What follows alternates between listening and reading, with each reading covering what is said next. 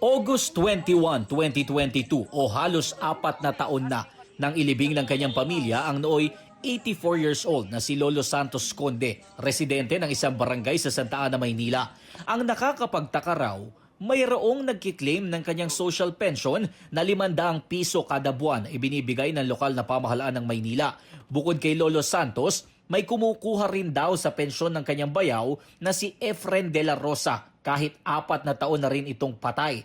Ang kapatid ni Lolo Efren na kukuha rin ng sariling pensyon ang nakakita na nasa listahan pa ang kanyang kapatid. Dito na raw sila nagtaka kaya agad silang dumulog sa Office for the Senior Citizens Affairs o OSCA ng Manila LGU. Doon nila nakita na may mga nakapirma sa mga pangalan ni Lolo Efren at Lolo Santos para sa payout ng January hanggang March 2026. Natuklasan din nila na hindi bababa sa 10 senior citizens sa nasabing barangay ang patay na.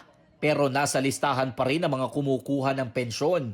Ang malala, sir, napipirmahan nila, ang dinodoktor nila yung signatures. Ayon sa mga nagrereklamo, mga opisyal ng barangay lang ang may authority na maghawak ng dokumento at may kakayahan na magbigay ng payout. Mismong kapitan ng barangay daw ang lumapit sa pamilya ni Dara para makipag-areglo at igiit na wala siyang alam sa nangyari.